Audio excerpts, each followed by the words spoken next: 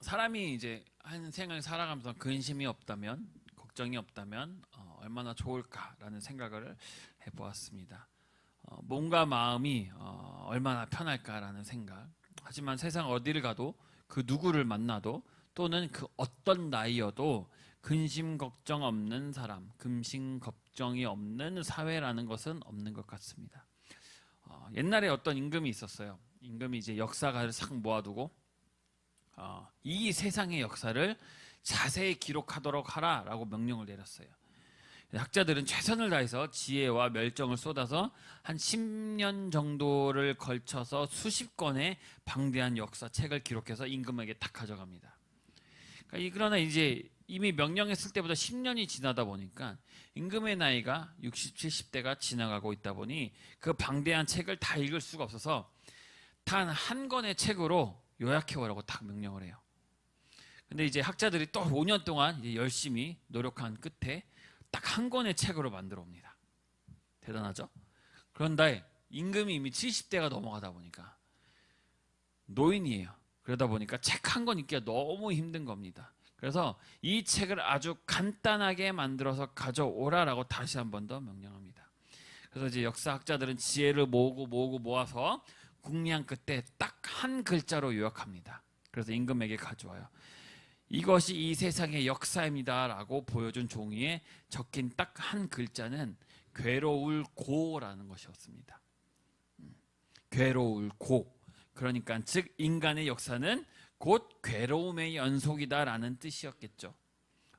사람이 산다는 것은 괴로움의 연속입니다. 하루도 편할 날이 없는 것 같습니다. 온갖 염려와 근심, 걱정이 떠나지 않죠.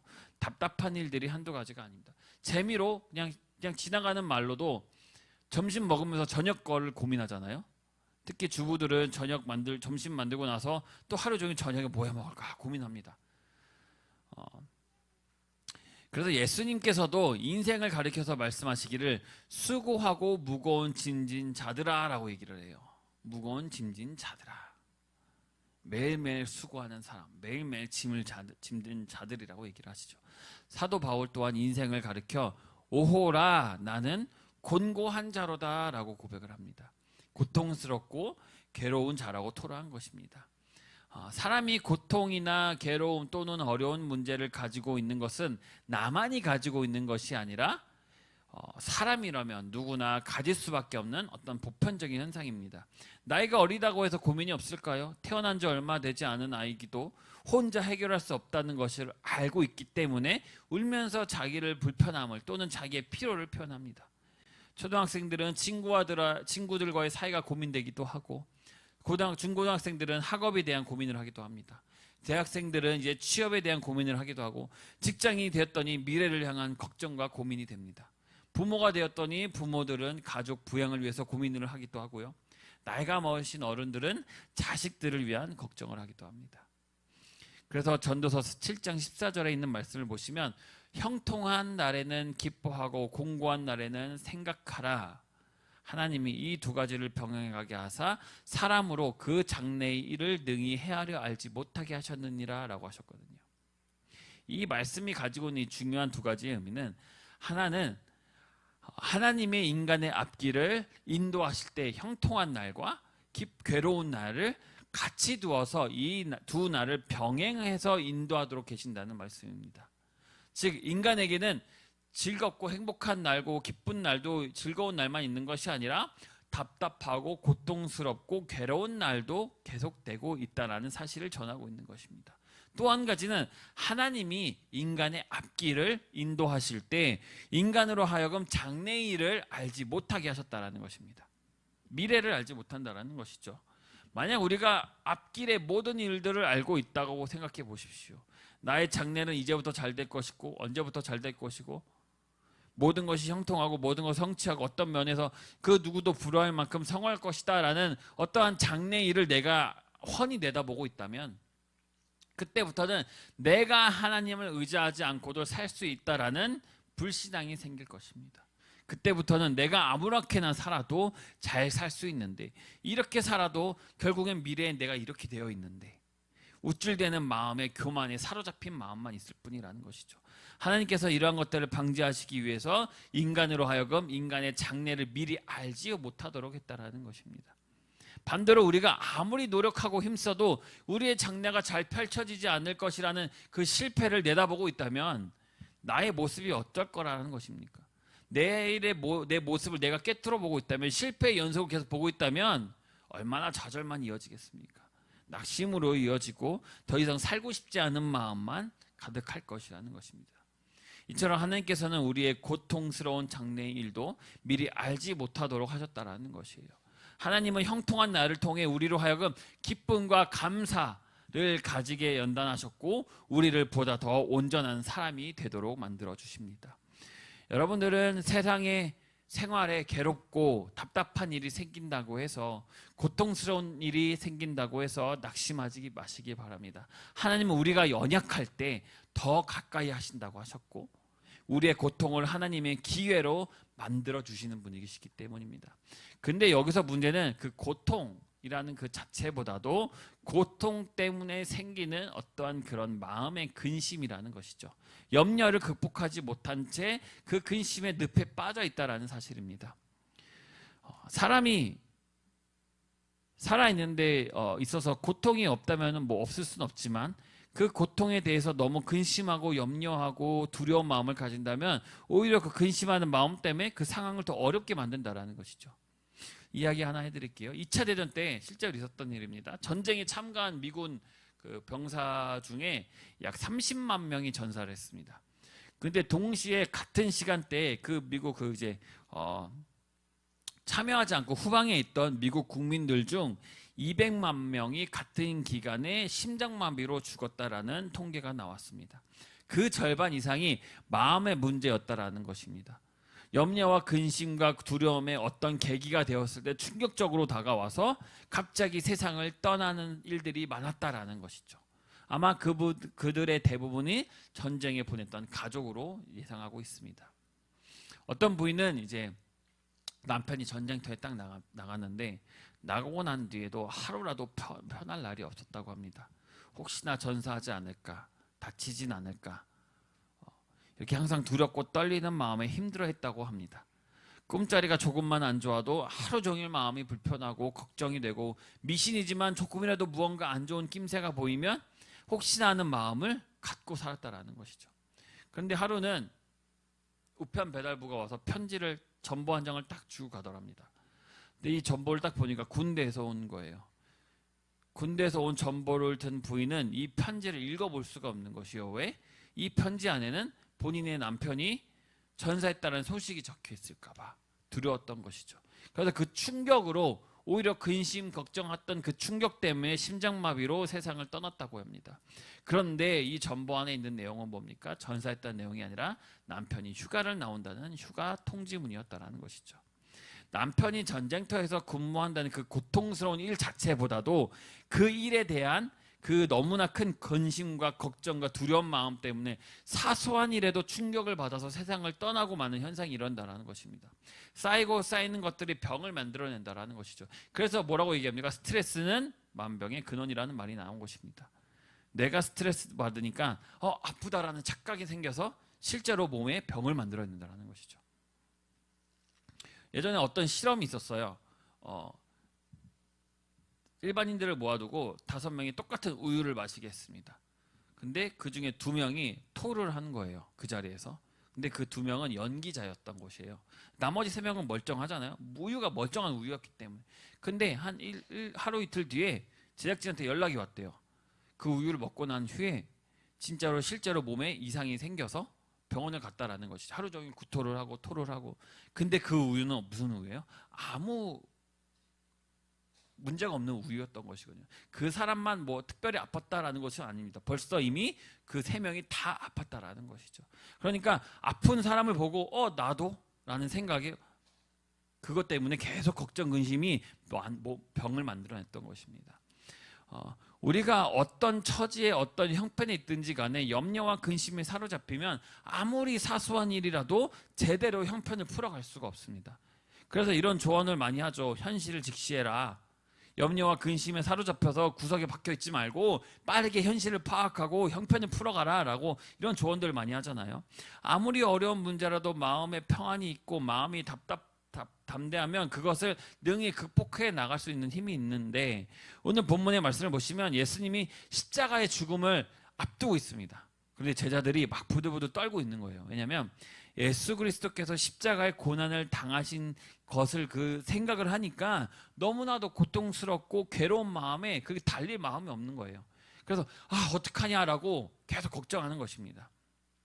그것뿐이니까 더 큰 문제는 뭡니까? 본인들이 갖고 있는 더 큰 문제는 뭐였냐면 3년 동안 가족을 떠나서 예수님을 따라다녔는데, 생업도 다 포기하고 따랐는데 오직 예수님께만 희망을 두고 따라다녔는데, 예수님이 비참하게 십자가에 달려 처형당하신다는 걸 들으니까 어떻게 돼요? 제자들은 스스로 자신들의 문제와 곁들여서 더욱 염려가 오는 것이에요. 생계도 걱정이고 장래도 걱정이었을 것입니다. 이런 마음을 알고 있던 예수님께서 제자들에게 뭐라고 하십니까? 1절에는 너희는 근심하지 말라. 하나님을 믿으니 또 나를 믿으라라고 하는 것입니다. 27절에는 뭐라고 하냐면 평안을 너에게 끼치노니, 평안을 너에게 주노니 곧 나의 평안을 너에게 주노라. 너희는 마음에 근심하지 말고 두려워하지도 말라라고 말씀하십니다. 근심하지 말라, 두려워하지 말라, 염려하지 말라. 이 말씀은요, 여러분, 여기에만 나오는 걸까요? 성경에 보시면요 360번 정도 나옵니다. 360번.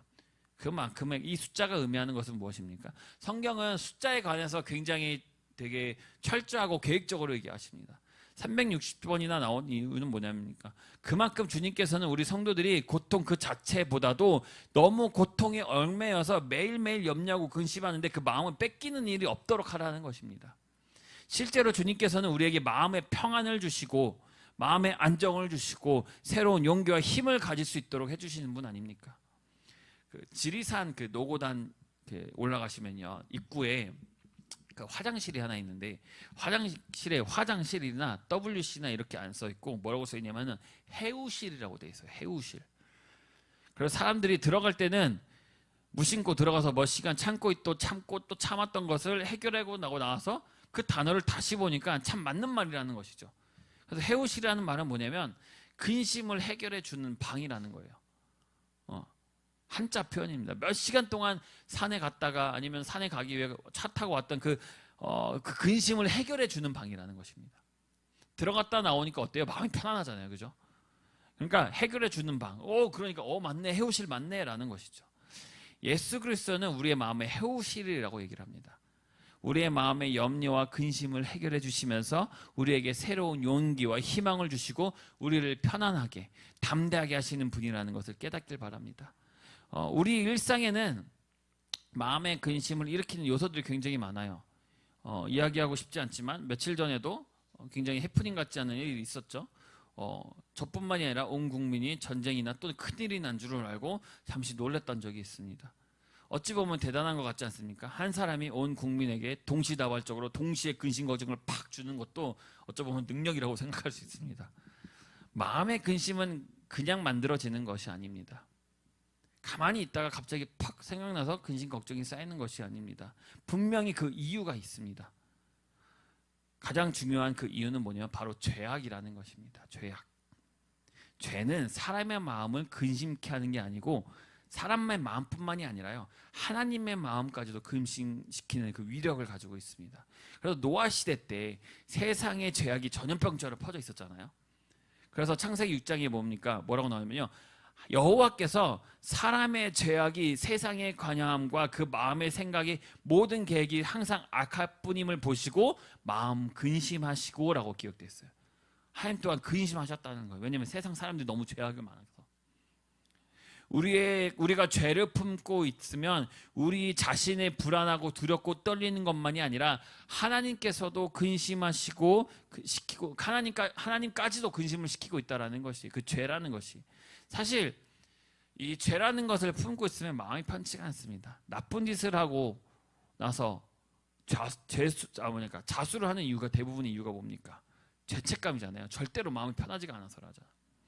예전에 이제 이거 준비하다 갑자기 생각났었는데, 예전에 뉴스에서 본 적이 있는데 20년 전에 죄를 짓고 도망치다가 20년 만에 잡혔는데 이 사람이 뭐라고 했냐면 잡히니까 이제야 마음이 편하다고 얘기를 해요.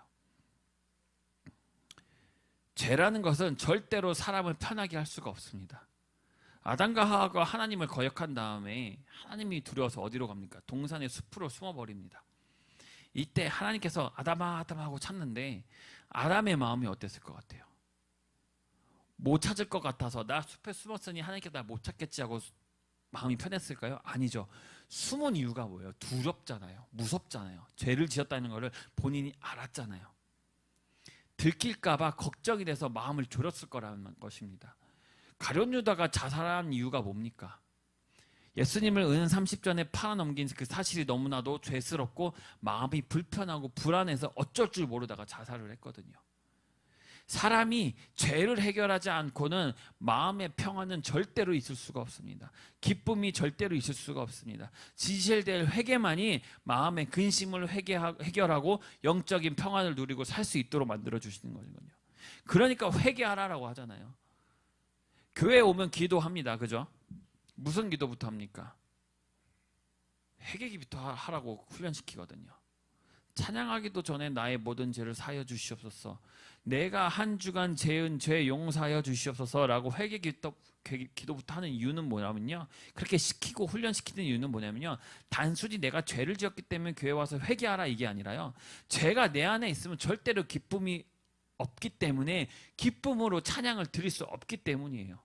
죄를 회개하지 않고는 진정한 예배를 드릴 수 없기 때문인 것입니다. 그렇다면 여기서 나온 질문 한 가지, 이 죄라는 것은 무엇일까? 성경이 왜 우리를 죄인이라고 얘기하는 것일까? 착각하는 것 중에 하나가요, 죄라는 것, 물론 이제 세상적 이치를 봤을 때 피해를 주는 것, 남에게 피해를 주는 것을 죄라고 생각할 수도 있습니다. 야, 너 죄 지었잖아. 너 물론 틀린 것은 아닙니다. 남에게 피해를 주는 것, 세상이 죄를 지었을 때 처벌을 받는 것들이 있잖아요. 뭐 도둑질을 하거든, 살인을 하든, 남에게 폭행을 하든 죄라고 할 수 있습니다. 그러나 성경이 말하는 죄는 무엇이냐면요, 하나님과 떨어져 있는 상태를 죄라고 얘기를 해요. 하나님과 떨어져 있기 때문에 나는 이미 죄 안에 있는 것이며, 죄 안에 있으니까 무엇이에요? 당연하게도 자연스럽게 세상에 죄를 또 짓게 되는 것이에요. 베드로는 사도행전 3장 19절에 뭐라고 얘기하냐면요, 그러므로 너희가 회개하고 돌이켜 너희 죄 없이 함을 받으라, 이같이 하면 유쾌하게 되는 날이 주 앞으로부터 이를 것이요. 회개하면 기쁨이 올 거라는 뜻입니다. 예배 드릴 때 여러분의 자신의 마음을 하나님께 드림과 동시에 꼭 해야 할 것이 있습니다. 그것이 바로 회개라는 것이에요. 주님으로부터 용서하여 주시옵소서 하며 용서를 구하며 주님 앞으로부터 사죄의 은총으로 힘입을 때 새로운 용기와 새로운 결단을 가지고 새로운 한 주간을 또 출발할 수 있는 것입니다. 하지만 얘기를 하죠. 주님만 딱 와서 회개하고 가라는 것이 아니라 매일매일 아침에 일어났을 때, 저녁에 잠들기 전에 이런 축복의 예배의 시간이 여러분에게 이루어지기를 바랍니다. 우리는 매일같이 갈등을 겪고 살고 있죠. 때로는 양심과 현실의 괴리에서 오는 갈등도 있고, 때로는 인간관계에서 오는 갈등도 있고, 때로는 장래의 문제를 제대로 해결하지 못하고 결정하지 못해서 오는 갈등도 있습니다. 이것도 해볼까 저것도 해볼까, 이 사람은 어떻고 저 사람은 어떻고, 이것이냐 저것이냐의 문제를 두고 고민하고 살아가는 것이 우리의 인생이라고 얘기를 하죠. 그러니까 괴로울 고라고 얘기를 하잖아요. 사회생활 하면서 생기는 갈등은 누구나 있기 마련입니다. 유혹을 이기지 못해 갈등 속에서 양심의 가책을 느끼면서까지 살아가는 경우도 있습니다. 그런 거 있잖아요. 쉽게 말해서 뭐 사회생활 하는데 나는 교회를 다니는데 회식 자리에서 술을 거부를 못한다라든가, 특히 사회생활 하시는 분들 중에 담배를 피는 분들이 많잖아요. 근데 담배를 끊지 못하는 이유 중에 하나가, 물론 뭐 담배에 대한 것도 있지만 남자분들이 담배를 피면서 생기는 그 어떠한 그 인간관계라는 것이 있잖아요. 담배를 다 피러 나가니 나만 안 피러 나가니까 이 사람들끼리 얘기하는 것을 나는 몰라요. 그러다 보니까 담배를 끊지 못하고 계속 가서 같이 피는 거예요. 그냥 같이 얘기하고 이 인간관계를 형성하려고. 이런 갈등이 계속 생기죠. 유혹을 이기지 못해서. 그러나 이 우리 그리스도인은 무엇이 있어야 됩니까? 중심이 있어야 되는 것입니다. 원칙을 철저히 세워서 나가야 된다는 것이에요. 바울이 데살로니가 교회를 향해서 뭐라고 얘기하면 항상 선을 쫓으라라고 얘기를 합니다. 이 말씀은 언제 어떤 경우 어떤 형편에서도 원칙에 철저하게 딱 서 있으라는 것이에요. 그리고 빌립보 교회를 향해서 뭐라고 얘기하냐면요, 지극히 선한 것을 분별하라고 얘기를 합니다.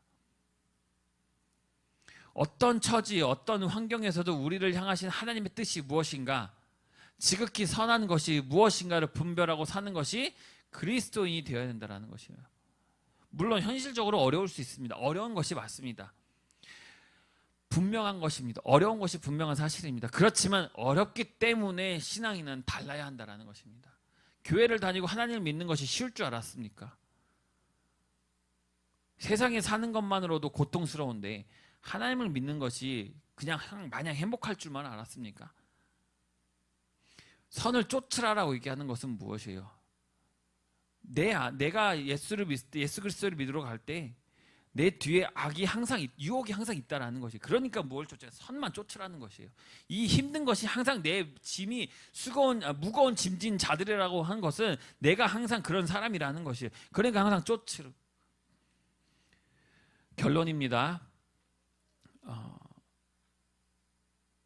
세상에서 생기는 그 근심은 사람들이 각자 해결하는 방법이 있습니다. 그렇죠? 어떤 사람은 노래방을 가기도 하고요. 막 소리를 질러서 등산을 해서 우와 소리를 외치면서, 아니면 자연을 느끼기도 하고요. 어떤 사람은 여행을 가면서 자기의 스트레스를 풀기도 하죠. 어떤 사람은 술을 마시는 것, 어떤 사람은 친구를 만나는 것으로 해결하기도 합니다. 그러나 이 모든 것들은 결코 해결책이 될 수가 없습니다. 그냥 잠깐 그 걱정 그리면서 그냥 풀러간다. 뭐라고 얘기합니까? 스트레스 풀러간다라고 하는 게 뭐예요? 내가 갖고 있는 걱정 그리면 해결하러 간다라는 거예요? 아니면 지금 잠깐 갖고 있는 걸 잊어버리러 간다라는 거예요? 잊어버리러 간다는 거잖아요. 다시 돌아오면 뭐예요? 또 생기잖아요. 절대로 스트레스 해결 방법이라는 것은 없는 거예요. 세상에서는 절대로 찾을 수 없는 것입니다. 그냥 잠깐 잊게 만드는 것이에요. 이 모든 것들은 해결책이 될 수 없다라는 것은 분명히 본인들도 알고 있거든요. 그러니까 집에 들어오면 뭐라고 얘기해요? 갔다 오니까 허무하다라고 얘기하잖아요. 뭔가 허전하다, 뭔가 씁쓸하네. 놀고 오니까, 집에 오니까 뭔가, 왜냐면 아직까지 그게 남겨 있는 것이거든요. 마음에 근심이 생길 때 그것은 누구에게나 찾아오는 자연스러운 것입니다. 그러나 우리는 신앙인입니다. 예수 그리스도를 믿는 우리는 그런 사람이에요. 즉 우리는 그런 순간들에게 하나님께 우리의 마음을 열고 그분의 인도하심을 구할 수 있어야 되는 것입니다. 스트레스 풀러 어디 가야 됩니까? 교회 와서 기도하라는 것이에요. 스트레스 받으면 뭐예요? 걱정 좀 생기면 그 자리에 무릎 꿇고 기도하라, 그거예요. 그것이 해결 방법이라는 것이에요. 하나님께 우리의 마음을 열고 기도하고 간구할 때 우리는 그분의 평안과 위로를 경험할 수 있는 것입니다. 오직 그분 안에서만 가능한 것입니다. 하루하루를 살아가면서 하나님께 주신 그 기쁨과 축복을 발견하고 감사하는 마음을 가질 때 이 근심의 무게가 가벼워지는 것입니다. 결국 근심은 우리의 삶에서 완전히 사라질 수는 없지만 하나님께서 항상 우리와 함께 하시기에 우리를 사랑하고 계신다는 그 확신 속에서 우리는 그 근심을 보다 잘 다룰 수 있는 것입니다. 너희는 마음에 근심하지 말라. 하나님을 믿으니 또 누굴 믿어요? 또 나를 믿으라 라고 하신 말씀은 예수님께서 제자들에게 마음과 평안을 주시기 위해서 하신 말씀입니다. 예수님은 곧 고난과 죽음을 맞이할 것이고 제자들은 충격과 그 불안을 겪게 될 것이라는 것을 아신 것이죠.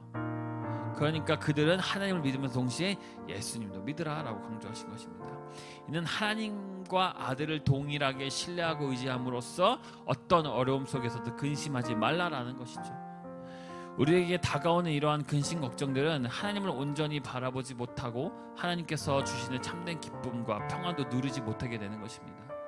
우리는 어떤 사람들이에요? 하나님의 자녀잖아요. 하나님의 사람들이잖아요. 이러한 삶의 무게로 근심하기보다 기도하며 하나님 앞에로 나아가는 것입니다. 우리는 하나님께 내려놓는 삶을 살아야 되는 것이에요. 그리고 그 믿음의 눈으로 하나님께서 주실 응답을 기다리고 하나님 앞에 거하는 삶을 살아야 되는 것입니다. 우리는 하나님을 신뢰하는 마음과 하나님의 음성 듣기와 기도에 대한 응답을 기다리는 그 인내의 시간, 기다림의 시간을 가져야 되는 것입니다. 먼저 하나님과의 관계를 돌아보고 죄에 대한 찔림이 있다면, 죄에 대한 그 무거움이 내 안에 있다면 회개하시고 하나님의 말씀으로 우리의 영을 깨우시는 자리로 나아가시기를 바랍니다. 우리와 함께 하시는 성령님을 의지하고 우리에게 주신 말씀을 통해 주시는 그 깨달음과 지혜를 구하시길 바랍니다. 고민하지 마시고 주님께 기도하시길 바랍니다. 하나님께 기도하시길 바랍니다. 하나님께서 여러분의 기도를 기다린다고 하셨거든요. 언제나 늘 항상 우리의 입술과 마음을 다해 하나님의 이름을 부르시는 삶이 되시기를 축복합니다. 우리 헌금하기 전에 한번 기도하겠습니다.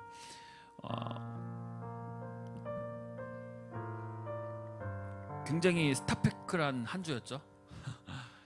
그리고 앞으로는 더 어떤 날들이 있을지 솔직히 상상도 안 됩니다. 무슨 일이 일어날지, 어떤 일이 갈지, 어떻게 흘러갈지도 모르는 나라가 되었습니다. 우리나라뿐만이 아니라 다른 그 세계에서도 다 집중하는 나라가 됐어요. 그렇게 계엄령이 선포된 날에 우리나라뿐만이 아니라 세계들도 다 놀랐다고 얘기를 해요. 그래서 CNN부터 전부 다 뉴스가 다 퍼지기 시작했어요. 그리고 각 나라에 있는 사람들이 한국으로 전화해서 야 어떻게 된 거냐 했거든요. 이게 나라가 많이 혼란스럽습니다. 되게 흔들리고 있는 것 같아요. 하나님께서 이 나라를 이끌어 주시길 바란다고 기도하시길 바랍니다. 나라가 바로 세워지고 나라가 혼란스럽지 않고 나라가 굳건하게 기둥이 있어야 저희들도 똑같이 잘 살아갈 수 있는 것이거든요. 나라가 흔들리고 있는 나만 잘 산다고 될 것 같습니까? 아닙니다. 절대로 안 됩니다. 나라가 흔들리고 나만 잘 산다면 결코 나중에 나 또한 절대로 망하게 되어 있습니다. 그러니까 하나님이 흔들리고 있는 지금 이때에 주님이 개입하셔서 절대적으로 필요하게 저희를 도와달라고 기도하시길 바랍니다. 이 나라를 버리지 마시고 말하잖아요. 누군가 얘기하더라고 이 나라는 완전히 끝났다, 버렸다. 주님께서 이 나라를 버리지 마시고 절망으로부터 희망의 날개를 달아달라고 기도하시길 바랍니다.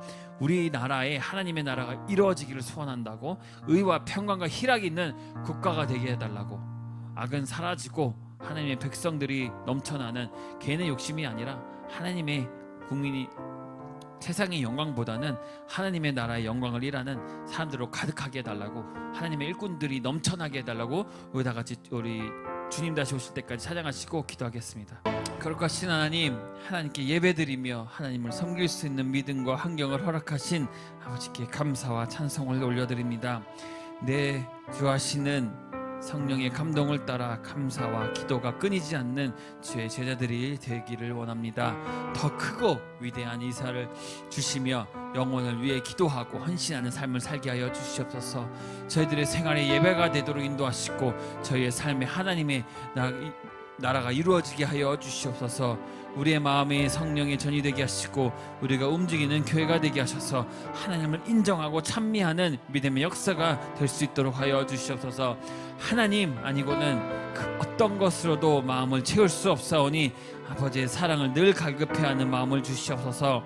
청결한 마음이 되게 하시고 의에 추리고 목마른 자들이 되게 하시고 하늘의 나라의 기쁨으로 행복을 보장받게 하여 주시옵소서. 먹고 마시는 것으로 즐거워하지 않게 하시고 하나님의 나라가 이 땅에 이루어져 가는 것으로 기뻐할 수 있는 주님의 마음을 주시옵소서.